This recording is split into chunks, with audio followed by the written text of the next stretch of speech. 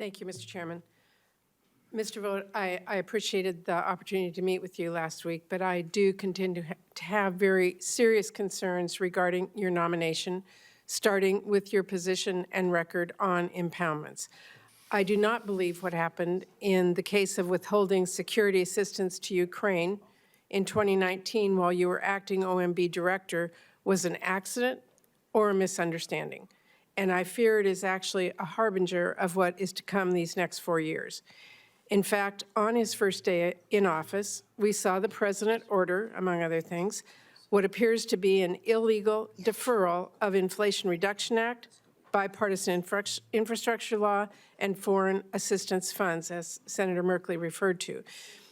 And Mr. Vought, your written response when pressed on this, that you will follow the advice of the incoming OMB General Counsel, Mark Paoletta, someone who has called the Impoundment Control Act a stupid law, and recently tweeted at you to impound, baby, impound, is a bit rich. Look, as I said to you at our meeting, members of Congress on both sides must know a deal is a deal. A deal is a deal when we reach a bipartisan agreement on major legislation. Agreements cannot happen, and Congress cannot function without that level of trust. And impound, baby, impound is not the answer I am looking for. So I want to ask you today, will you, if confirmed, as director, faithfully follow the law, the Impoundment Control Act, yes or no? Senator, we will faithfully uphold the law. The president ran on the notion that the Impoundment Control Act is unconstitutional. I agree with that. I would, in response to both questions, say that what the president has unveiled already are not impoundments, they are programmatic Has the impoundment delays. law ever been said to be unconstitutional by a court of law? Not to my knowledge, it Senator, has no. not. So it is the law of the land. I don't care what the president said when he was running. It is the law of the land. So will you follow that law if you are confirmed to this office? Senator, the president and his team is going to go through a review with our lawyers, if confirmed, including the Department of Justice, to explore the parameters of the law with regard to the Impoundment Control Act.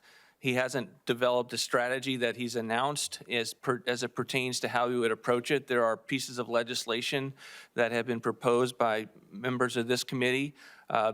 We propose legislation all the time. If the rule of the law in a state is that it's a 50-mile-an-hour speed limit, you can't just say, well, I think that's irresponsible and I'm going to challenge it, so therefore I don't have to follow it. The impoundment law is the law. Will you follow it or not? You can say that we're going to look at it and might challenge it in court, but it is the law today. Will you follow that law as director? Senator, the reason why the president ran on this is that 200 years of presidents had this You're authority telling me to why you manage don't agree with the taxpayer law, resources. but the law is the law. Will you follow the law? And what he found in the first term was that we had agencies that would push out spending at the end of the fiscal year. Mr. Chairman, I'm going to take my time back for a minute and just tell all of us. We work all the time on appropriations where I am ranking member to come to an agreement. Senator Graham, you and I work on agreements and we decide, yeah, okay, we'll both vote for this. We have an agreement. How can we ever have an agreement in the future if a president, whoever he or her may be in the future, has say over that, saying, nope, never mind, I'm not going to pay for this part of it. We have to have agreements. It is the law of the land. And I have to say that your answer to this should be disconcerting to every single member on this committee. I have a minute left, and I want to ask you another important question to me, because as director of the powerful Office of Management and Budget, your job will not be merely to execute the president's agenda. It is also to advise the president on policy, as you've made clear. So I want to ask about women's health policy. You were a lead author of the Anti-Abortion Project 2025. You were also caught just a few months ago saying that when it comes to abortion, you, quote, want to get to abolition.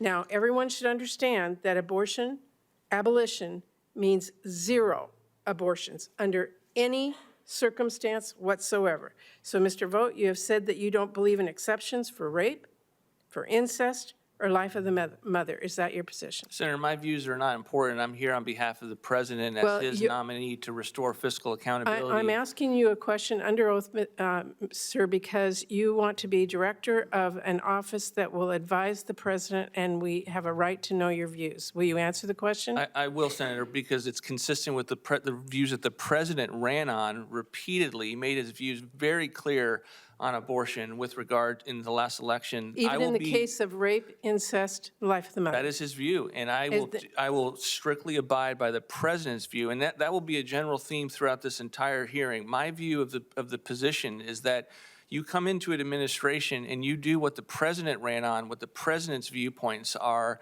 and you take that viewpoint and you don't need dispense to it say throughout anything the else. My agency. time is up. It's very clear what your stance is on this, and people in this country, women and men alike, should know that.